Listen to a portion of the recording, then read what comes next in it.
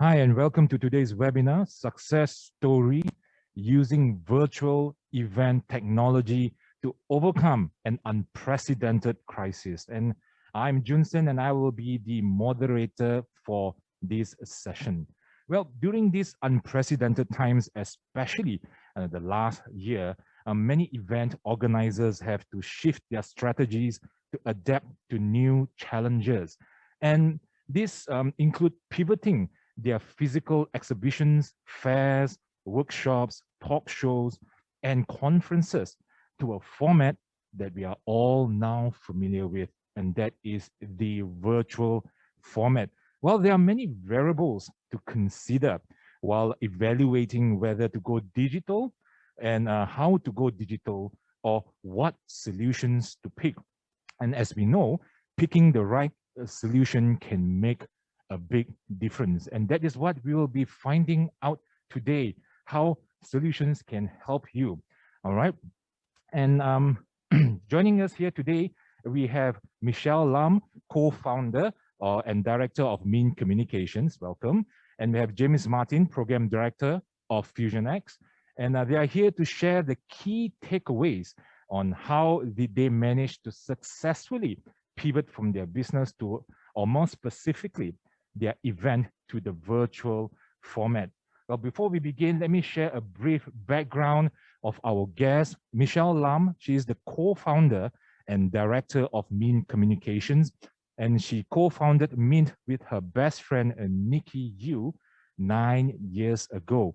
And Michelle has a PhD in applied psychology and has an extensive experience in the education industry. And a little background, the company Mean Communication connects parents and their children with international schools through events, print, digital, and social media.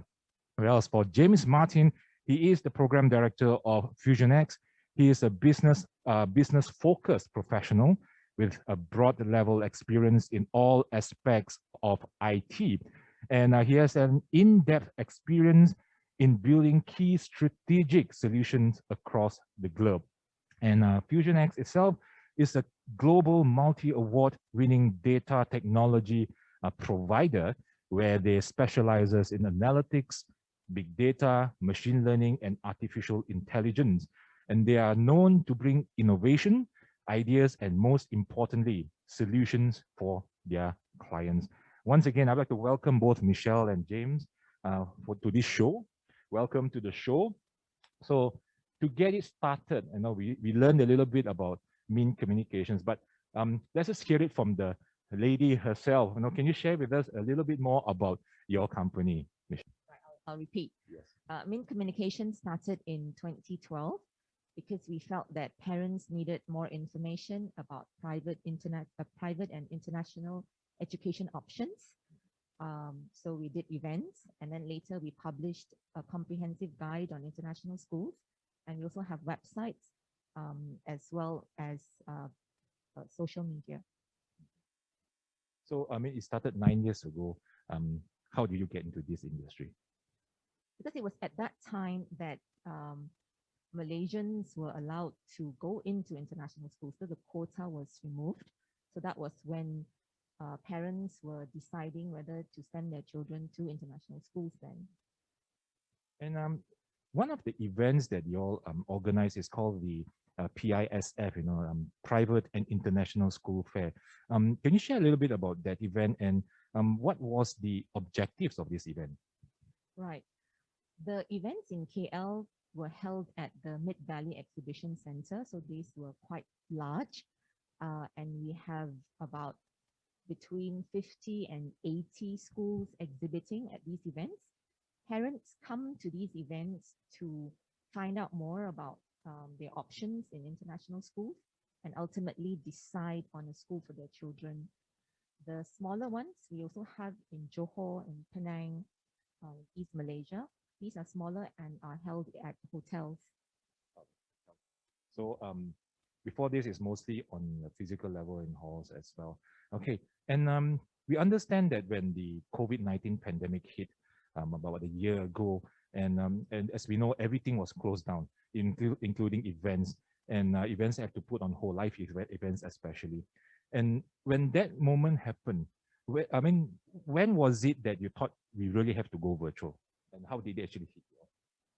When the pandemic hit, we weren't sure how far-reaching the effects would be or how long it would take before things blew over.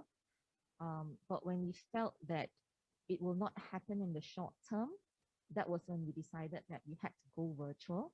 This was because we felt that international schools still needed an avenue to promote themselves, and parents still needed to find information. So we wanted a solution that would still connect schools and parents. Okay, but when was that moment you thought, you know what, we really need to go virtual? Because we weren't able to hold the events, but we still needed that avenue to connect them. I think that was when we decided that yes, we had to go. And now towards James, how did FusionX came into the picture, and what was the role that FusionX actually played for this event? Well, most of our clients we work with look to us for digital transformation journeys. That could be, for example, marketing their business on digital channels, or providing digital platforms for them to engage with their customers, so their customers can either purchase their products or solutions or transact with them in many different ways.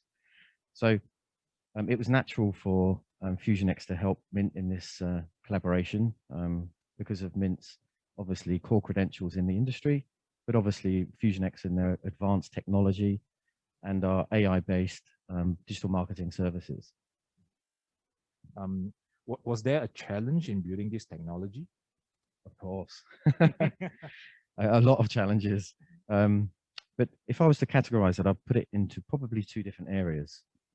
The first area, if you think about it, internet users these days, and when I say internet users, I mean everybody, particularly in their personal time, will use mobile devices, whether they're looking to socialize, whether they're looking for entertainment, so streaming their favorite movies or shows, or looking to purchase goods online, or even educational purposes like homeschooling or even just fact-finding.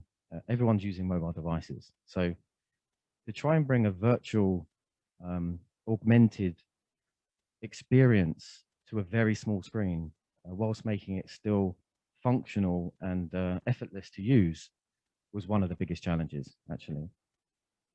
Secondly, I would say, if you look at the need for a two-way engagement process. So I'll give you an example of what I mean by that. If you go to a physical fair and all the booths that just have buntings and banners with no human interaction, they wouldn't be very successful. Similarly, if you did the same thing online, just provided marketing information, again, you'd have the same problem. So one of the challenges were for us to find ways and key features for not only parents and students to interact with the virtual booths, but more importantly, the school counselors to interact with the parents and students. So we were trying to make it as alive and as live as possible, almost similar experience to the live event itself. Absolutely, absolutely, but with the challenges of it being in a virtual environment. Mm-hmm. And the technology for this event, was it something new that we have been using? I would say parts of it were, yes, but largely most of the technology was built on the foundations of our core technology anyway. So I mentioned before, we provide different services, particularly around consumer engagement, like e-commerce solutions, travel hospitality booking websites, and, social media platforms. So we had quite a lot of the ground foundation technology already. We just had to repackage it slightly differently, put a different skin on it, and repurpose it for this particular event. So ultimately, that's why we're able to do it so fast, to react to the pandemic. Coming back to Michelle, what were the first reactions when your team introduced this technology to your clients? I would say that the reactions were mixed. Some embraced it very quickly and were very happy to be part of something new. Of course, some prefer to do their own virtual events. And were there any, those who came on board or those who were on the fence, were there any specific requirements that they actually demand, the clients? Well, they wanted a similar number of inquiries like they would get in our physical events. And they wanted more data about visitors. Yeah, but it's different in a virtual event. Yeah. And coming to the lessons, you learned that I understand that this was quite a success. What were the lessons that you managed to learn from this virtual fair? Initially, we thought that it was important to replicate that physical fair experience virtually with a lobby, exhibition hall, and 3D booths. But then we discovered that the ease of finding the information, the virtual experience being mobile friendly, I think those are more important. So in the upcoming event that we're doing in April, we will prioritize that. And the same question to James, is there anything that we can actually, that we, in terms of technology-wise, that we learn from this event? Yeah, I would certainly second Michelle's comment on that one. When you talk about virtual platform, everyone thinks about a really fancy look and feel when you first land on the platform. But we're talking about the users we're talking about are parents. They've got very busy lifestyles. They're accessing on their mobile devices. They're not so much, or the importance of a fancy virtual experience is not really their requirement. Their requirement is access to information quickly. So for example, if there's a live presentation, they don't want to search the way through the platform trying to find where it is. They want a single click from a bookmark straight into the live presentation itself. So we've certainly taken that on board. And the second event will focus a lot more on easy access features. And coming back to Michelle, are the exhibitors looking forward for the next virtual event? From what you hear from them? Most definitely, because we are including a back office dashboard where they can upload their own information, they can access data of the visitors as well as traffic. They will get a lot more information this time around. They can even initiate chats with visitors. And in general, how important is it for companies? This is for both James and Michelle. How important is it for companies to embrace innovations like this, and why? I mean, it's very important, isn't it? I mean, even before the pandemic, digital was making, a big change to how people operate, and particularly how consumers operate. So, embracing innovation is key. I mean, if you look at the way social media is evolving, you look at the way, digitalization is evolving, you kind of have to be in touch with your consumers, whether they're businesses or individuals, in the same way that they interact, in their daily lives, so that they relate more to you as a brand. Michelle, anything to share? Since the shift to working from home, more people are accessing information online, and I think this will just increase and will include even looking for information for education options for their children. So that's why we encourage our school clients to use our virtual events as well as our physical events. Okay. Now let's just open the questions to the floor. And there are a few questions that we have received over here. One of them is, what are the audience's responses and feedback for the virtual event, and what is the acceptance level? I think this should be to Michelle, I guess. Mm-hmm. For the last virtual fair that we had, the response was mostly positive. We did a survey with visitors to the virtual event, and most of them said that they enjoyed the experience. They found a lot of information, Some of them even visited the schools after our virtual event, made more inquiries, and also they looked forward to the next event. I think to add to that, Okay. the audience wasn't just domestic, actually. We actually had online enrollments from some guests overseas. So it kind of tells you how quickly, or it's good evidence how quickly the word can get out, not just domestically, but regionally. An audience can come, because you're virtual, you're digital, they can come from anywhere. They can find the information and they can book online and enroll in schools when they're actually in a different country. And okay, I think the next question here is, the question sounds a little bit weird. Hold on. How about turning event strategy to a hybrid format? I think this is to James, I Yeah, I guess. can answer this one. It's okay. Good question, actually, whoever that was. Thanks for that. I think it's important to do so because what I was just describing is good evidence enough, right? If you have physical events, they're normally quite crowded or can be quite crowded. And, you know, the booth operators can only have a certain number of people manning the booth and, you know, answering inquiries. And quite a lot of the time when you go to a physical fair, you'll ask questions, but when you get home, you'll think, oh, I should have asked that question, right? So if you run a hybrid model where you've got a physical fair and a virtual fair, you're kind of covering a much wider audience and you can engage with more parents and students simultaneously than you could in a physical fair. Another question, what are the most important things to take note to be successful in hosting a virtual event? I think this should be for Michelle.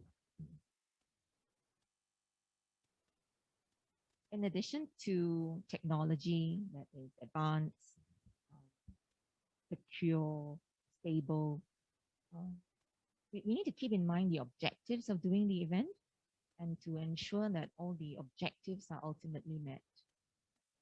I'd add to that. I mean, obviously, you've got to take feedback from the participants in the event. So, I mean, we listen to the schools, we hear what they found was successful, what they would like to make some improvements on. Every school is obviously different. But obviously, I would also say that the public, the audience, we have to listen to them as well. There's comments on social media, so you can take the comments on board and make changes to improve the user experience. So next time they come, it's much more seamless. And the next question here. Okay, can B2C business taking event virtually? As I notice most of the virtual events are conducted for B2B business. Yeah, that's actually a fantastic question. Most questions are towards James. I mean, this is a case in point, right? I mean, the virtual education fair is a B2C experience, but you've only got to look at how social media and e-commerce is changing. Consumers will now like to explore and discover before they buy. What better way to do that than having a virtual booth showcasing your products and services? That's convenient for them. Absolutely, particularly if you're looking at your own so far. Yeah, particularly if you're looking at launching a new product or a new range of products. It's the best way for people to explore your products and for you to engage directly with your potential customers to explain your product and where it sits in terms of its positioning in the market. And the next question, I foresee 2021 will continue to be dominated by the pandemic. How can we make virtual events more engaging and effective? Okay. Yeah, I mean, I would say, who knows when the pandemic's gonna end, right? We're not here to talk about that, obviously, but I would say, the importance of virtual exhibitions is more and more important. I mean, even without the pandemic, it opens up new markets, new consumers, new segments. You've only got to look at the younger generation now. They're so used to being brought up on technology. It's almost they struggle to interact through human experiences. They prefer to do it online. So I would say, yeah, I mean, the pandemic has definitely accelerated the need for it, but I think even without it, it would have grown, anyway. And we have one question. I think this is for Michelle. Can you share some comments or findings from the visitors who participated in the previous virtual fair in August last year? Yeah, from visitors. Is there any? Yeah. I think the comments were, as I mentioned earlier, were mostly positive. They found the information they needed, and they looked forward to the next one. If they haven't made a decision when it comes to a school, then they would want to come for the next one to find more information. And of course, they wanted more schools to participate so that they have more options. And I think we will take just one more question. Are all types of events suitable to go online? And is there any criteria to go bring their event online?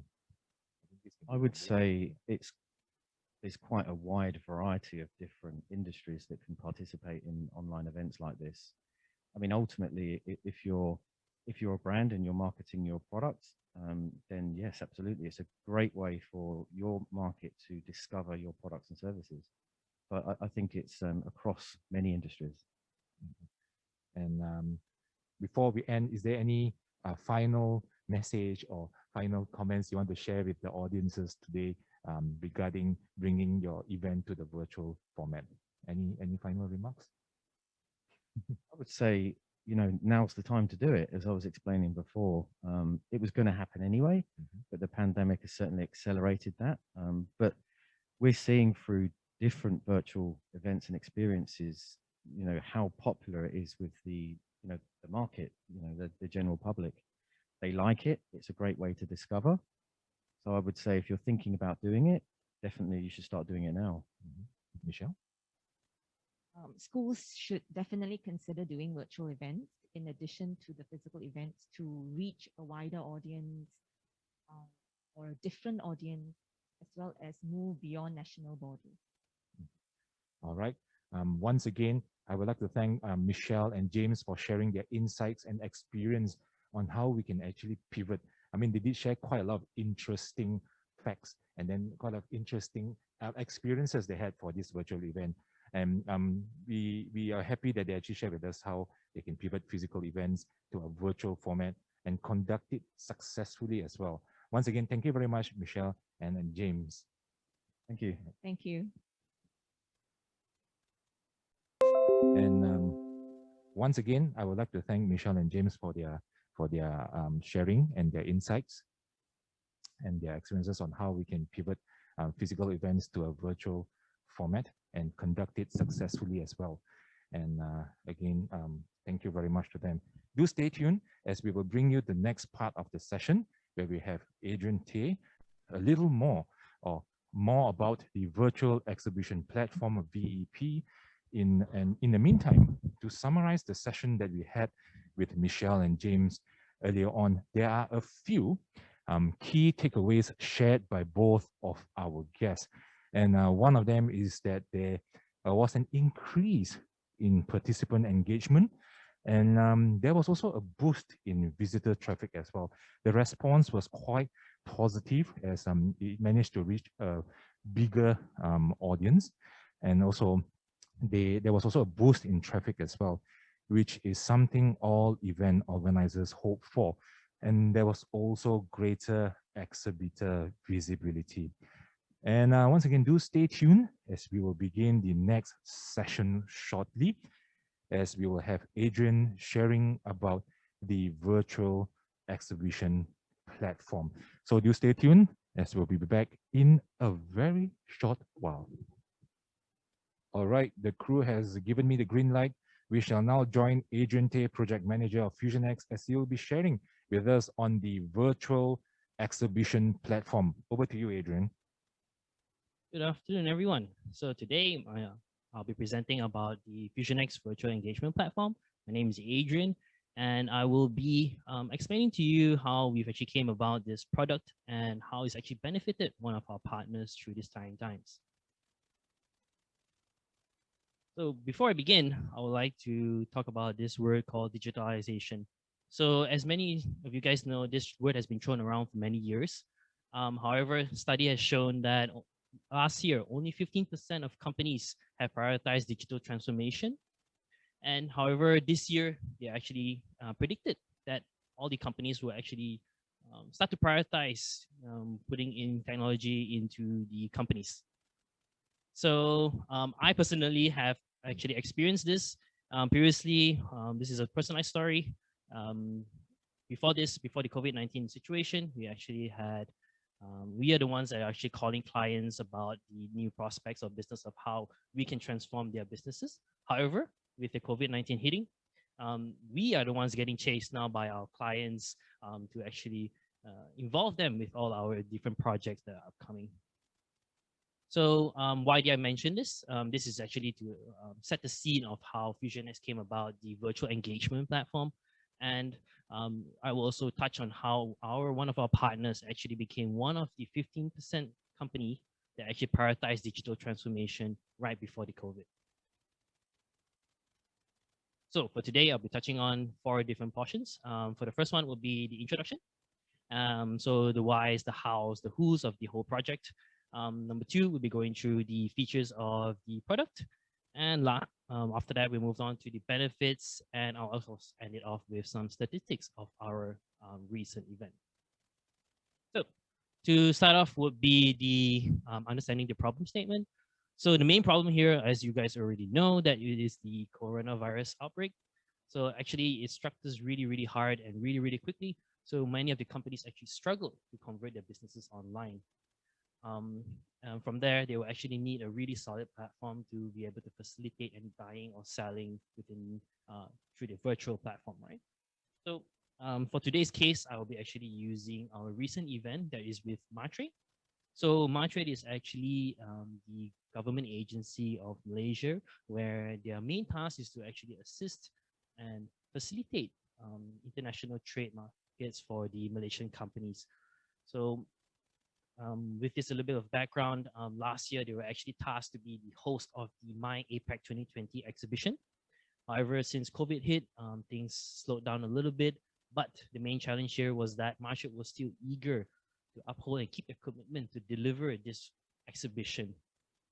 So from there, we actually came up, worked together with Martrade to actually come up with the whole virtual exhibition.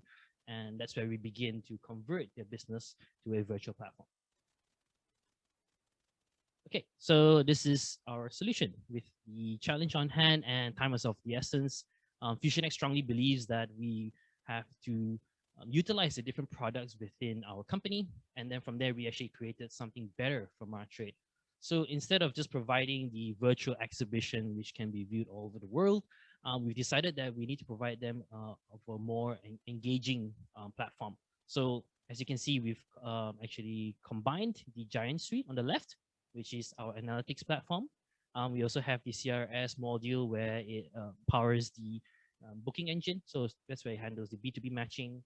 And then we also have a marketplace tied onto it.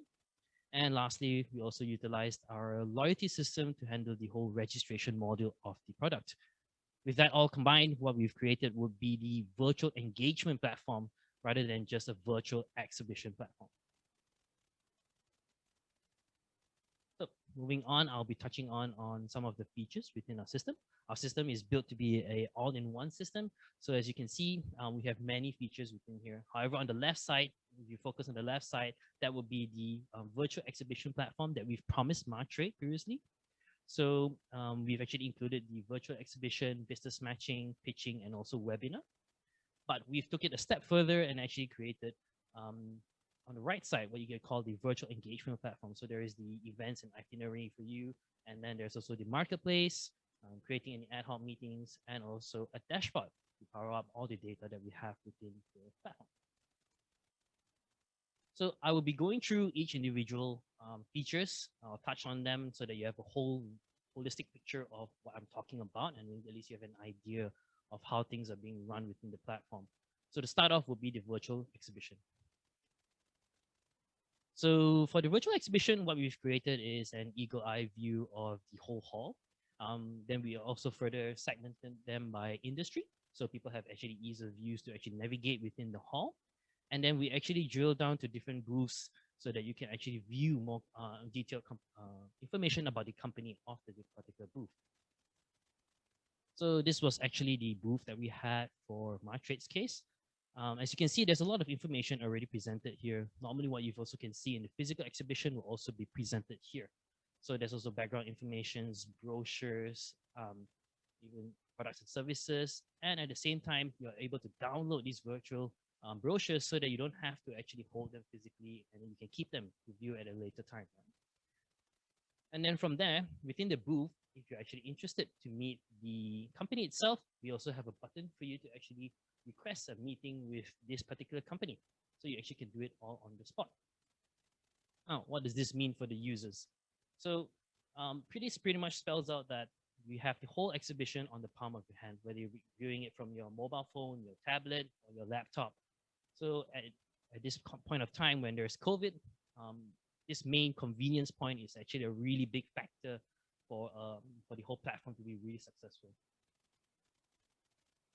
Right, moving on. So I did touch on requesting a meeting with the particular companies within the system, right? So this is the business matching module. So the process is actually quite simple. What we've created is that the exhibitors and the buyers actually have a two-way street where they can actually search for each other and also set up meetings with each other. So from there, they'll actually go through a small approval process to make sure the time is set correctly.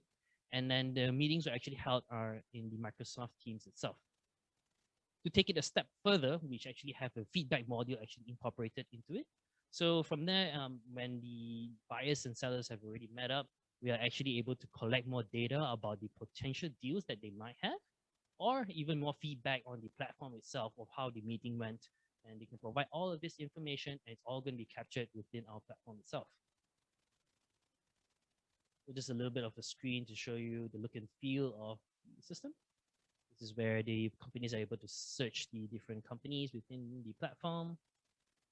And also they get to see the different times they can set up. Now, the main takeaway here is that there will be different time slots, and then it will also be based on the time zone that you're in. So for example, if you are actually viewing from the US, the time zones reflected over here will actually be based on your time. However, it's based on also setup of the Malaysian exhibitors, but it will always reflect to your time zone instead.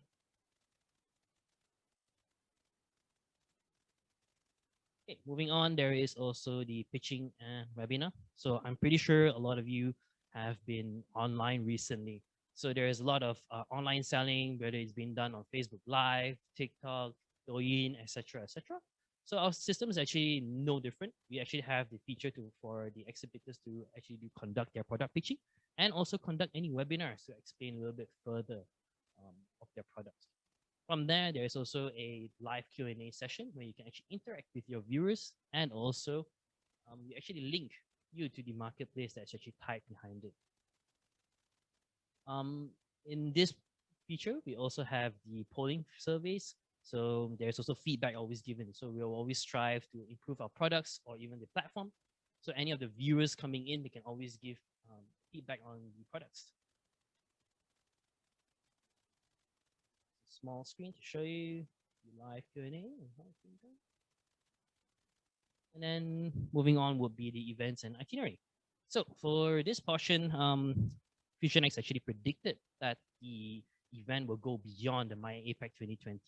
So what we've actually done is we've built the system in a way that we catered for multiple events outside of just this one. And you are actually able to set up multiple events and also multiple virtual exhibitions within the system. From there, with all the vast events that are happening within the system, we've also created a personalized itinerary for you.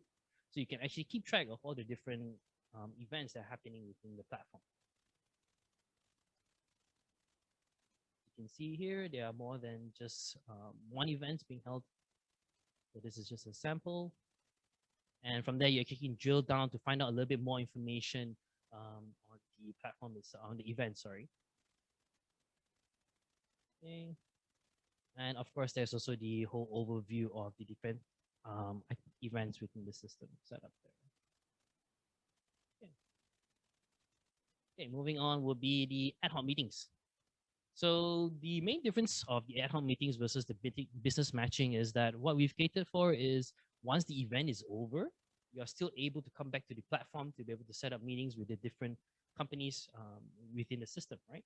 So that way, international meetings are very easily set up at any point of time and on demand. And furthermore, we've actually allowed the admins. So in this case, will be my trade to be able to propose back potential buyers and sellers. So they're pretty much doing like a mix matchmaking for them. Next would be the marketplace. So I've vaguely touched on this. I won't dive into too much into it because I think this part is quite straightforward.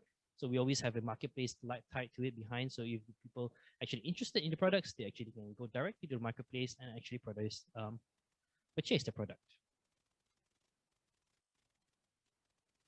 On will be the dashboard. So we also have, with all the different features combined within the platform, what we have is actually a dashboard actually plugged in to power it. So because it's also a really central location for all the data being held in there, what we've actually done was that we've provided Martrade a dashboard, and which actually enabled them to keep track of key metrics within the system, and then they will be able to interact and personalize their own dashboard to be able to keep track of different data that they would like to keep track of. So I will touch on a little bit more of insights later on, but these are all the main features that having within the system, right? So now, with all these features in it, what are the different benefits that come from it, right? So the main thing here is that we've actually managed to convert Martrade's operations into a virtual platform. So this allows them to have business continuity. That's number one.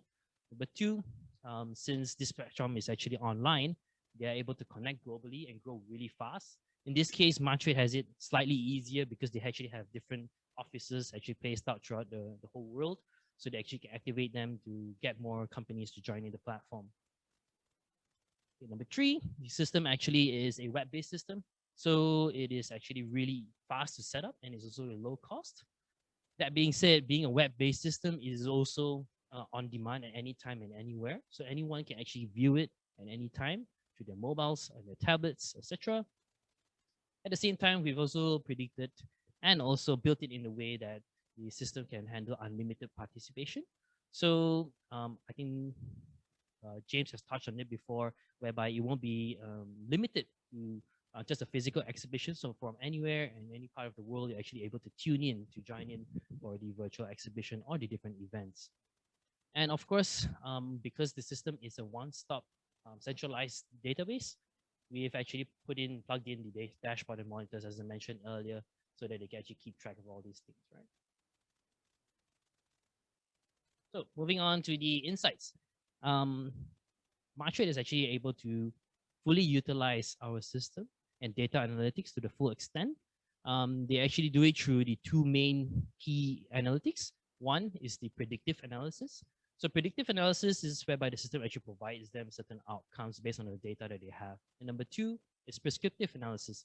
So prescriptive analysis actually provides them a step further from the prediction. So they're actually providing the Martrade actionable insights.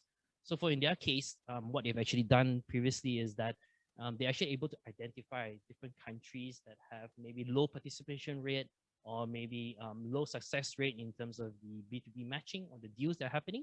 So what they will do then, based on this information, is that they can activate the different offices held out throughout the world. And then from there, they will actually facilitate them to come in to join more of the events or actually ensure that the deals are actually gone through. So because of all the different insights that we have, Martrade actually had lots of companies joining in from all over the world throughout the event. Because of that, we're actually faced with an ever-growing market. However, our VP is also built in a way that we are actually prepared to go globally through these four different factors. Number one will be the exhibitors. So our exhibition is actually built in a way where we can scale up the exhibition to as low as 20 exhibitors up to 1,000. Number two, there's also the scalability of the servers. Because it is cloud-based servers, we can easily scale up the servers to handle the increase in demand of viewers within the platform. Number three, we also taken into consideration different country culture. So things like being able to be viewed in China has been taken into consideration We also have this way, the VEP is being built whereby they have multiple languages. So different nationality people can actually come in to view the platform in their own language. And lastly, there is also the integrability where our system is built so that we're open to integrate with any other future sources, even collecting data from Facebook, YouTube, etc. Now, before I drop off, before I complete my talk for today, I will actually end up with two different things. One would be the life cycle of the VEP. So from here, what you can see is how the whole system actually contributes to the business operations of Martrade. So from the left, you can see is the SMEs that exhibitors, right? So from that, it comes down to acquiring, signing up, and through the B2B match. And then there's also development and also facilitate. In this part, Fusionex is actually with them all of the different processes.